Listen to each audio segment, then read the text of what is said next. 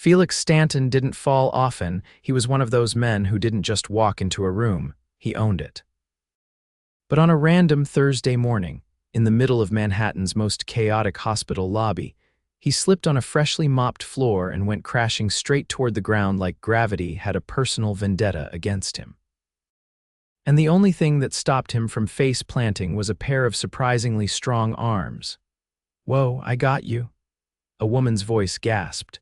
He blinked, dazed, as he found himself half-sitting, half-sprawled across the floor, but very much in the protective grip of a woman wearing teal scrubs. Her hair was tied up in a messy ponytail, a few auburn strands clinging to her flushed cheeks. Her eyes were wide, concerned, and way too green to be real. "You okay?" she asked, one hand still gripping his arm tightly. Felix blinked again. His pride was bruised, his elbow throbbed, and his ego had just been body slammed in front of a crowd. But somehow, all he could focus on was the woman kneeling beside him with her hand still on his shoulder. "I think so," he muttered. "That floor's out for blood." She let out a short laugh, then stood and offered him her hand. "Come on, let's get you up before someone steps over you." He took her hand, small, warm, calloused in a way that said she worked hard, and let her pull him to his feet.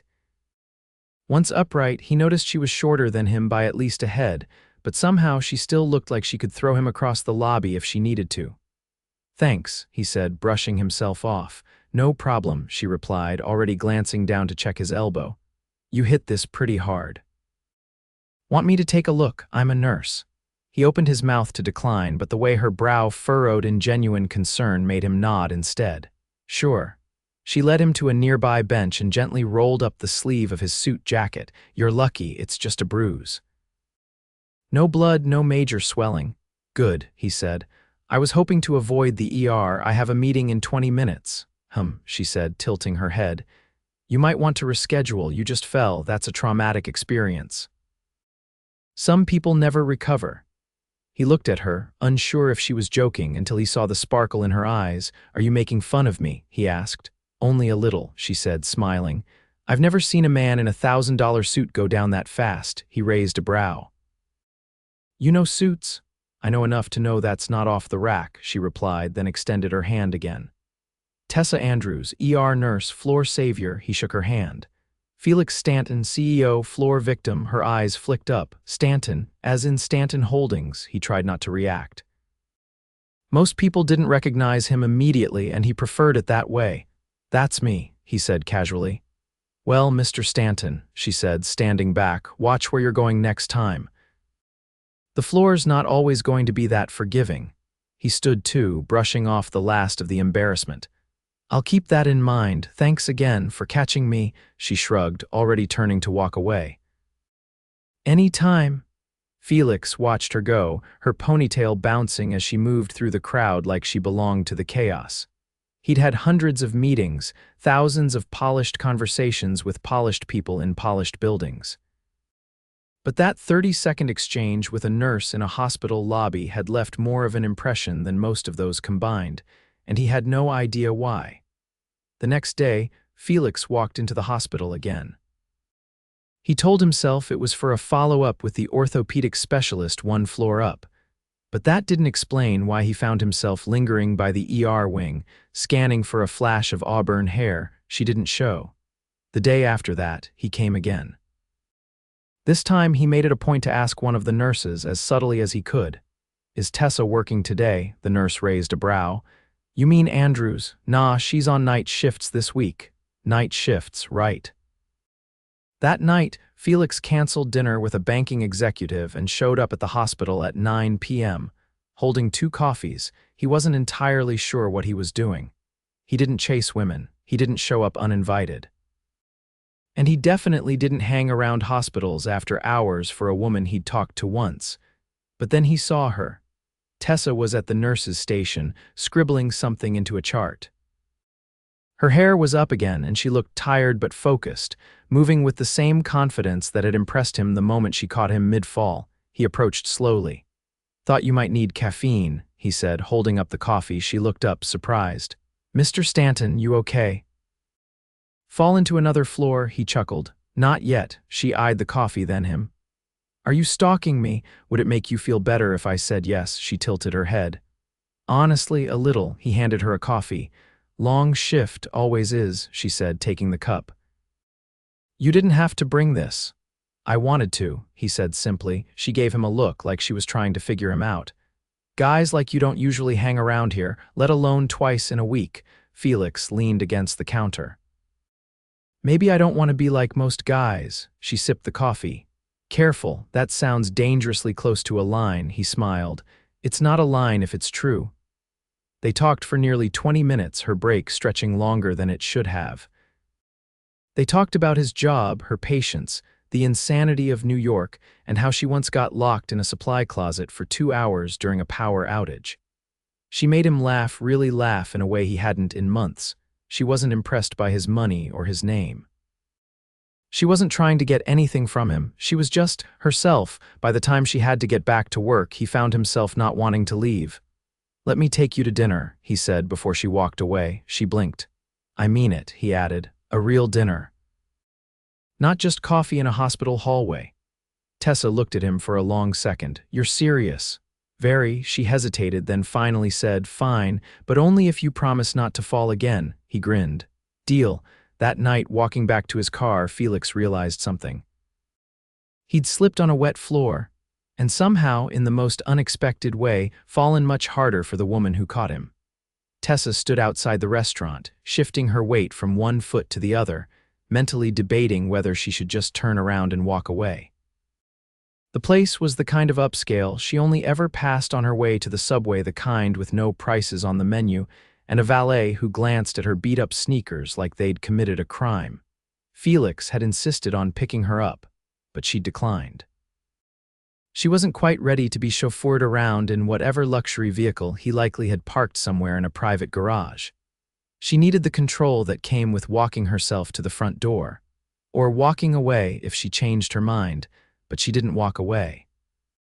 The moment she stepped into the softly lit restaurant, the ambient hum of conversation and clink of glasses wrapped around her like silk. A hostess in a sleek black jumpsuit greeted her with practiced elegance. Miss Andrews? Tessa blinked. Yeah, this way, please.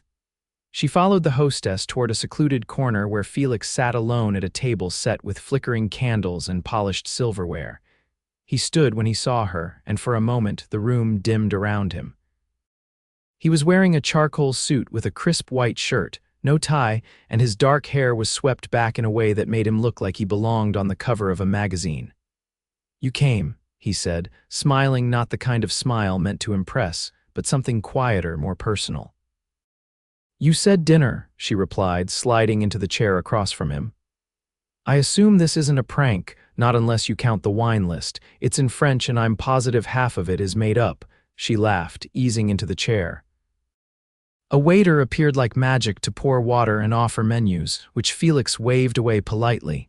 I already ordered, he said. I hope that's okay. I asked the chef to prepare something he thought you'd like. Is he psychic? No, Felix said, leaning forward, but I told him you work nights and don't have time for pretense. So something comforting with flavor and no edible flowers. Tessa tilted her head. That was weirdly thoughtful. I figured you'd had enough chaos for 1 week. You deserve to be taken care of. She studied him, unsure what to do with that statement. She was used to people needing her, not the other way around. Most people don't care what I deserve, she said. Then most people are idiots. Their food arrived moments later, grilled sea bass with roasted vegetables for her and some kind of perfectly seared steak for him.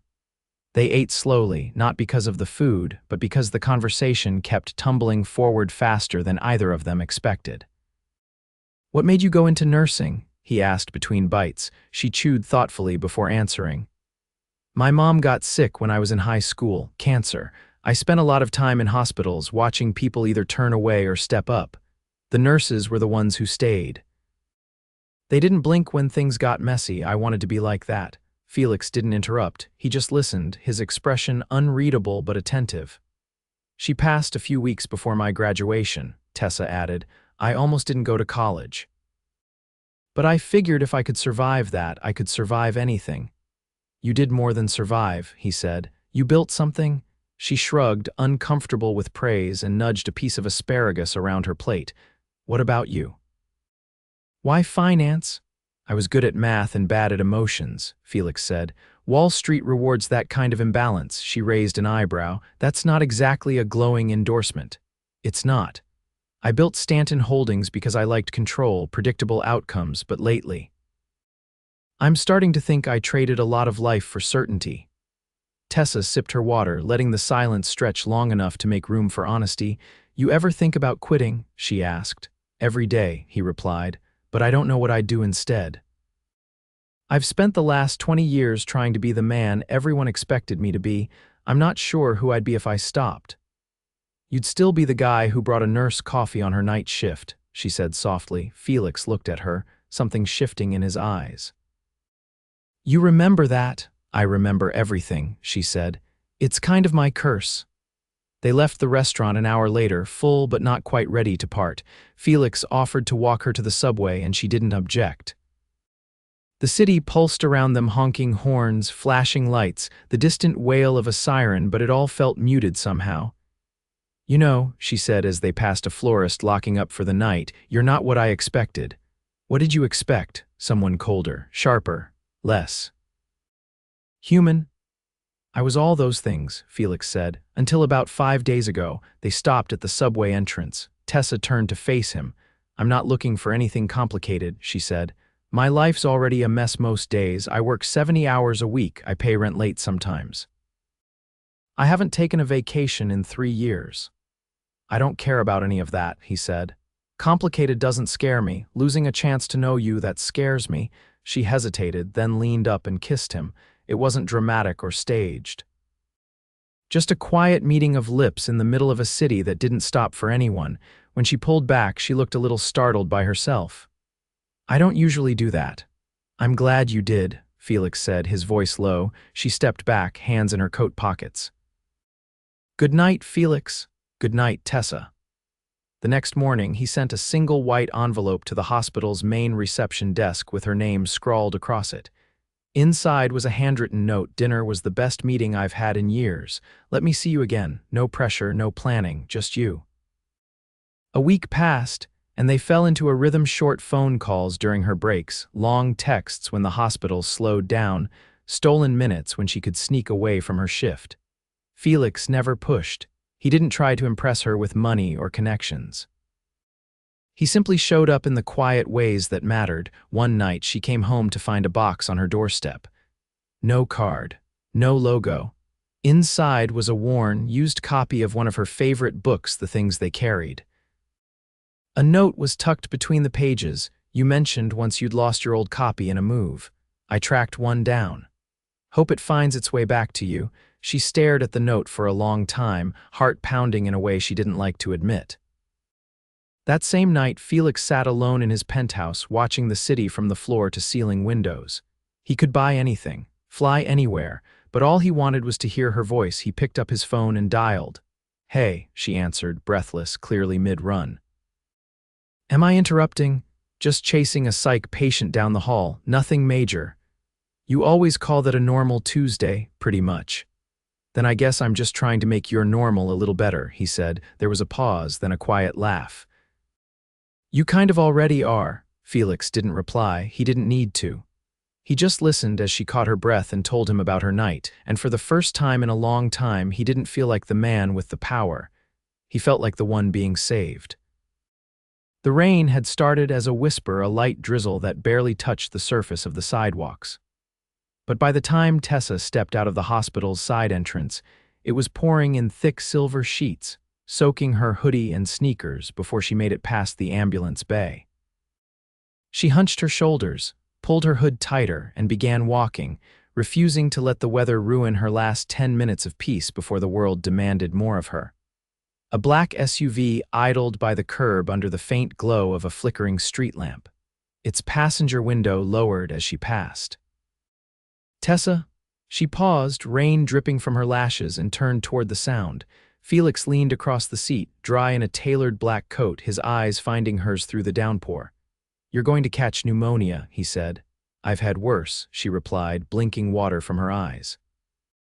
What are you doing here? I had a meeting nearby, he said, and I couldn't stop thinking about you. You could have called. I didn't want to talk through a phone. Get in. She hesitated, heart thudding in her chest, then yanked the door open and climbed inside.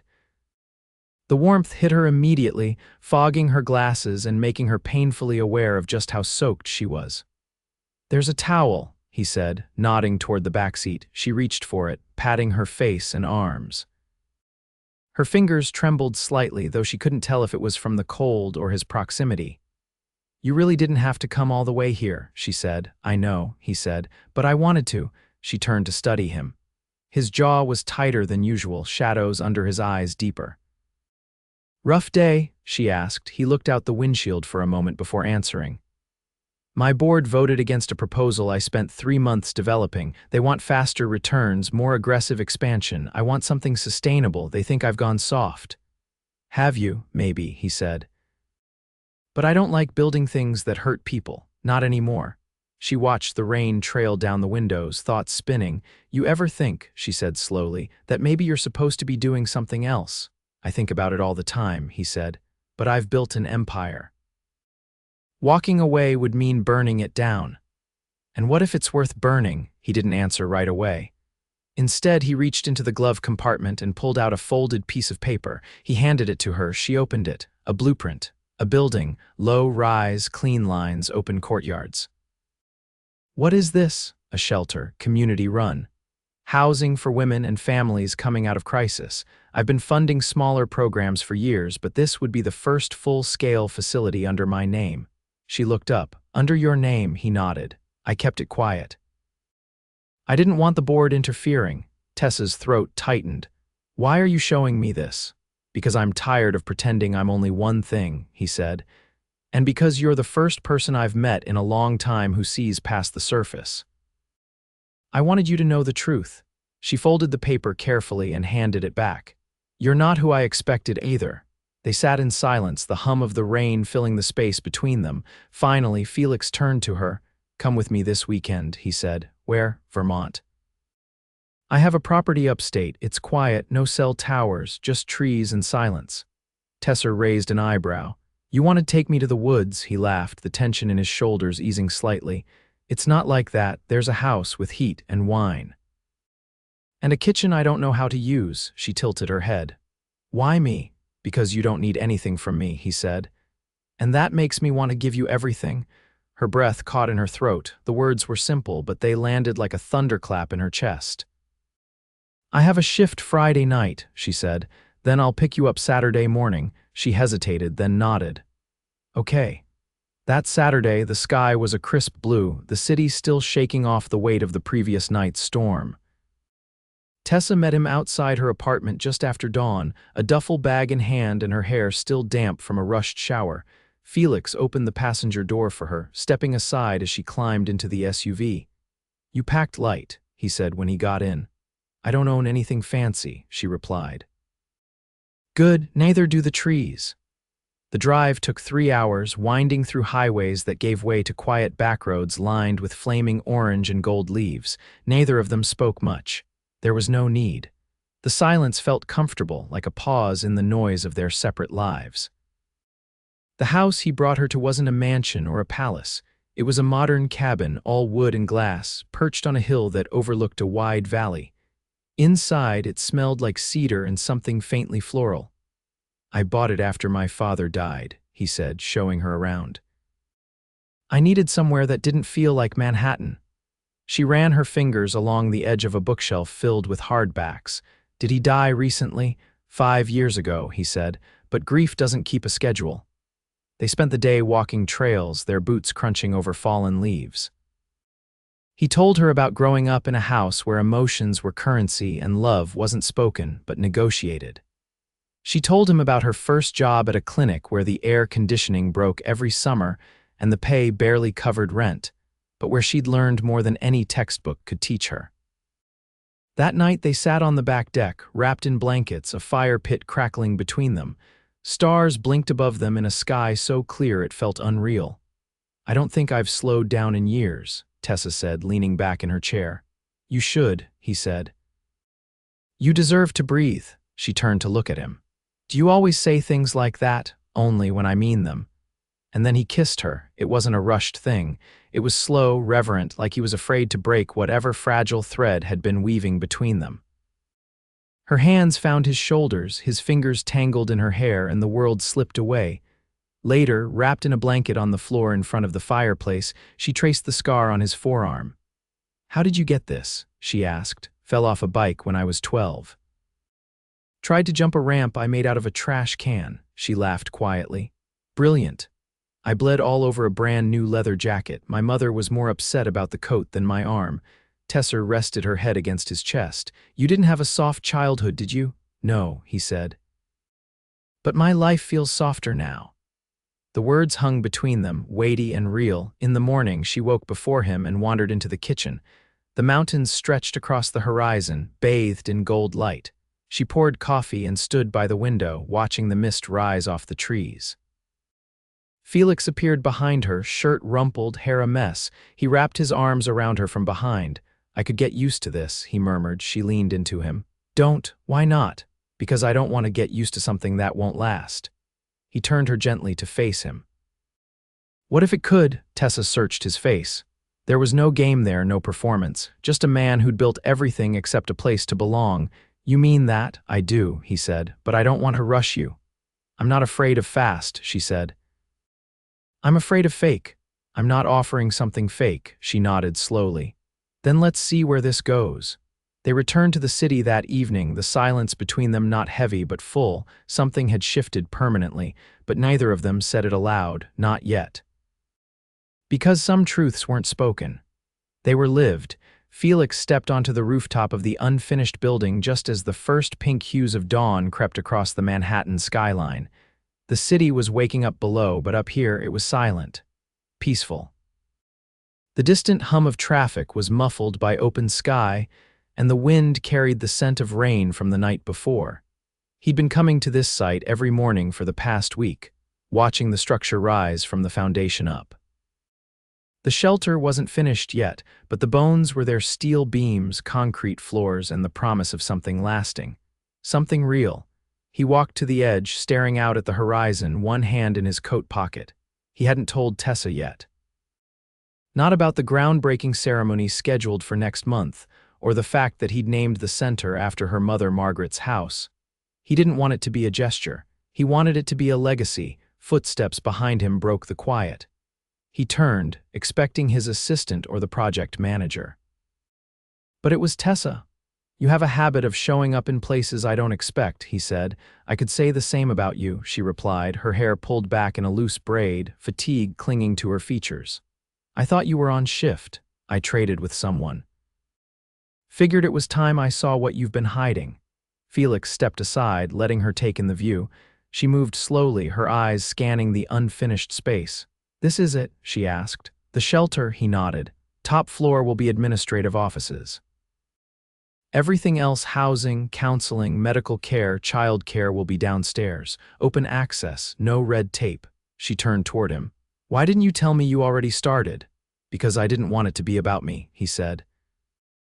"I wanted it to be something that stands whether I'm in the picture or not." Tessa walked to one of the exposed beams and rested her hand against it. "This is going to matter." "I hope so," he said. "It needs to." She looked up. "I got an offer yesterday, a position at a trauma unit in Chicago. Higher pay, better hours." His chest tightened. "Are you considering it?" "I was," she said, "but then I remembered something." "What?" "That every time I've run from something, I've regretted it." Felix stepped closer. "Is this about me?" "It's about what we're building," she said, her voice low. "Not just this place, us. I don't want to walk away before I've given it a real chance." He reached for her hand. "Then don't." She let their fingers intertwine. "If I stay, I need to know this isn't temporary." "It's not. There are going to be hard days," she said. "I'm not the kind of woman who fits into your world without friction." "I don't want you to fit into it," he said. "I want to build a new one." "Around us?" Tessa's eyes searched his face as if weighing the truth in his words. Then she nodded. "Okay." They stood there, fingers linked, the city stretching out beneath them like a promise. The next few weeks moved fast. Felix's board pushed back against his plans to fund the shelter independently. citing concerns about image and liability. He didn't flinch. Instead, he called a press conference. Tessa stood behind the cameras, arms folded, watching as he stepped up to the podium on the steps of City Hall. "This is not a business venture," Felix said into the sea of microphones. "It's not a tax strategy or a publicity stunt. It's a commitment to people who have been overlooked, to lives that deserve more. If that makes me a liability to my own company, then so be it." Headlines exploded the next day. Some praised him, others called him reckless, but none of it mattered. Because later that night, Tessa pulled him into her apartment, wrapped her arms around him, and whispered, "You did the right thing." 3 days after that, he found her standing in the middle of an empty retail space downtown, staring at the high ceilings and bare brick walls. "What is this?" he asked. "I want to open a clinic," she said. "Sliding scale, walk-ins only, no insurance barriers, just care." He looked around. "You're serious?" "I am." Felix stepped behind her, rested his hands on her shoulders. "Then let's do it." They spent the next month knee-deep in permits, inspections, and donor calls. Felix handled the business side. Tessa assembled a team: nurses, physician assistants, even a retired paramedic who'd volunteered to run intake. Every night, they collapsed into each other's arms, exhausted but exhilarated. It wasn't perfect. They argued about logistics, about timing, about how much of themselves they were giving away. But every disagreement ended the same way, with one of them reaching across the silence and saying, "We'll figure it out." One Friday afternoon, Felix walked into the clinic to find Tessa crouched by a corner wall, painting a mural with soft, steady strokes. "You're supposed to be on a call with the contractor," he said. "I rescheduled," she replied, dabbing a brush into a pot of blue. "This was more important." He stepped closer. The mural was abstract, a swirl of color and motion, but at its center was the faint outline of 2 hands just barely touching. "It's beautiful," he said. "I wanted it to feel like hope." He crouched beside her. "You've changed me." She paused, brush hovering mid-air. "How? I used to think power meant control. Now I think it means choosing what you stand for." Tessa set the brush down and turned to face him. "And what do you stand for now?" "You." He reached into his coat pocket and pulled out a small velvet box. Tessa's breath caught. "I didn't plan to do this here," he said. "I thought maybe a rooftop dinner or some extravagant thing with champagne and fireworks, but that's not us. This paint stained jeans and chaos and purpose, this is us." He opened the box. Inside was a ring, simple, classic, with a single diamond set in gold. "I love you," he said. "Not because you saved me when I fell, but because you've shown me who I want to be when I stand." Tessa stared at the ring, then at him. Her eyes glistened, but she didn't blink. "I don't need promises," she said. "I need truth." "Then here's the truth," Felix said. "I want to build the rest of my life with you, every messy, beautiful second of it." She reached for the ring, then for his hand. "Then let's build it." The wedding was small. Just 30 people in the courtyard of the shelter on the day it opened. Tessa wore ivory linen and walked down the aisle barefoot. Felix wore a navy suit without a tie, his hair slightly windswept from the breeze. They said their vows with trembling voices and steady eyes. After the ceremony, Tessa stood on the porch of Margaret's house, watching as a line of families waited to be welcomed inside. Felix slipped his arm around her waist. "You know, I almost didn't go to the hospital that day," she leaned into him, "and I almost let you fall." He laughed softly. "You did more than catch me. You caught me too," she said. And in that moment, with the city behind them and a future unspooling at their feet, neither of them needed to say anything else. They had fallen unexpectedly and risen together. The first snowfall of the season blanketed the city in white, softening the harsh edges of Manhattan's skyline and muting the usual clamor of traffic and sirens. From the wide windows of their apartment, once Felix's penthouse, now theirs, Tessa watched flakes swirl like confetti, coffee mug cupped between her hands. She wore one of his sweaters, sleeves bunched at the wrists, and her hair was still damp from the shower. Behind her, Felix adjusted the collar of his shirt with one hand while scanning a document in the other. He looked as put together as ever, but something in the set of his jaw gave him away. "Cancel it," she said without turning. He looked up. "What?" "The meeting." "Cancel it?" He placed the papers on the table and crossed to her. "It's with the board. They're expecting a full proposal on the divestment plan." She finally looked at him. "You've already made the decision. You're stepping down as CEO. You've handed over operations. Why are you still giving them pieces of yourself?" He sighed, tugging gently at the knot of his tie before letting it hang loose. "Because it's hard to let go of something you built from nothing." "You didn't build it alone," she said. "And it won't fall apart without you." He rested his hands on her hips. "You always know when I need the push." "That's because you've stopped pretending with me." He pulled her closer. "I don't want to go." "Then don't." She kissed him, slow and lingering, and he exhaled against her mouth like he hadn't realized he'd been holding his breath. They spent the rest of the morning curled on the couch, the world outside their windows fading into white silence. Tessa's phone buzzed once, an alert from the clinic about a new patient intake, but she ignored it. For now, their world was smaller than the city, quieter than the headlines that still hadn't stopped printing Felix's name in bold. He no longer read them. Neither did she. Later that afternoon, they visited Margaret's house together. The air buzzed with laughter and warmth. Children darted through the halls, volunteers decorated a pine tree in the common room, and the smell of cinnamon drifted from the kitchen where a group of residents was baking cookies. Felix knelt to help a boy tie his shoelaces. The kid was maybe 6, gap-toothed, with sleeves too long for his arms. Tessa watched him, a tug in her chest she hadn't expected. "You're good with him," she said once the boy had run off. Felix stood, brushing off his knees. "He reminds me of me. Back when I didn't have anyone to talk to." She laced her fingers through his. "You have people now." They toured the new wing, still under construction but nearly complete. Tessa pointed out where the triage area would be, how the exam rooms would be organized, and mentioned a local pediatrician who'd reached out to volunteer. Felix stayed quiet until they reached the far corner, where the break room would eventually be. "I want us to work here," he said. "Together. I want to be part of this with you." "You already are." "No, I mean, fully, not as a donor or a name on a plaque. I want to show up, take calls, paint walls, whatever you need." She smiled. "You're not exactly qualified for drywall installation." He tugged her gently toward him. "But I'm excellent at coffee runs." "Are you sure?" she asked. "This isn't just a side project. It's messy, it's exhausting, it's not glamorous." "I'm sure," he said, "because every day I spent in boardrooms and behind desks felt like I was waiting for something to matter." "And this," he gestured around them, "this matters." She rested her head against his chest. "You're going to be terrible at keeping office hours. I plan to break every rule you make." They left the building as the sun dipped low, casting long shadows across the city. Felix paused at the doorway, glancing back once. "I want to start a foundation," he said out of nowhere. "Use the Stanton name to fund more places like this in other cities, rural areas, wherever they're needed." Tessa looked up at him. "Then let's do it." He turned and kissed her forehead. "You make me believe I can." That night, they hosted a small gathering at the clinic. Staff, volunteers, patients, everyone was invited.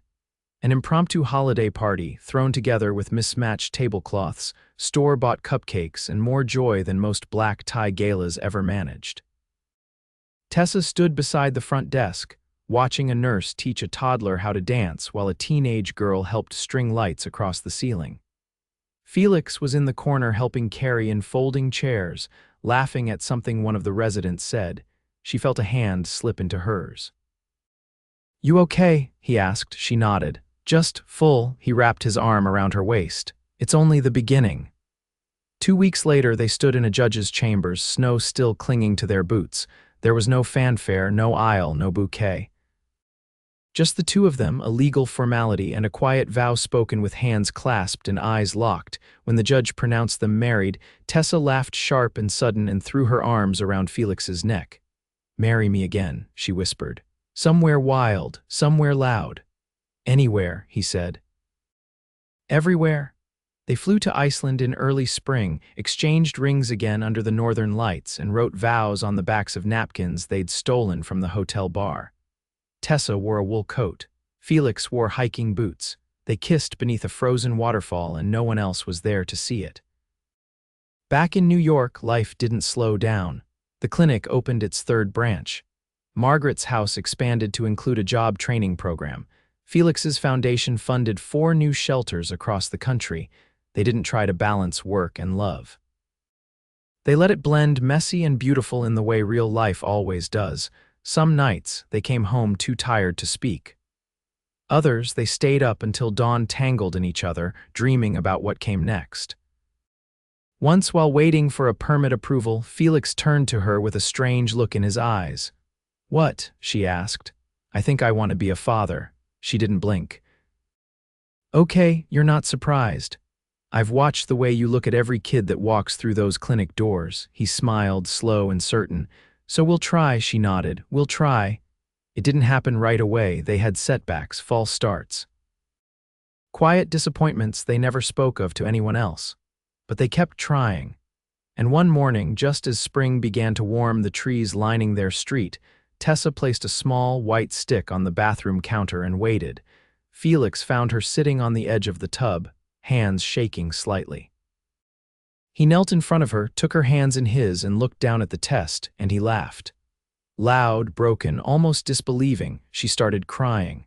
Not the quiet kind, the kind that rattled her shoulders and made her bury her face in the crook of his neck. "I didn't think it would feel like this," she said. "Like what?" Like everything just clicked into place. He kissed her hair, held her close. 9 months later, their daughter arrived on a rainy afternoon. Tessa held her first, but Felix didn't let go of her hand the entire time. They named her Elena Margaret Stanton. The day they brought her home, the city outside buzzed the way it always did. But inside their apartment, everything was still. Felix stood by the window, Elena cradled in his arms, and whispered, "You'll never fall alone." Tessa came up behind him, wrapped her arms around his waist, and leaned her head against his back. They stayed like that for a long time, just the 3 of them, wrapped in warmth, wrapped in love. Wrapped in a life they'd built from the most unexpected moment of all. Not a stumble, but a fall right into forever.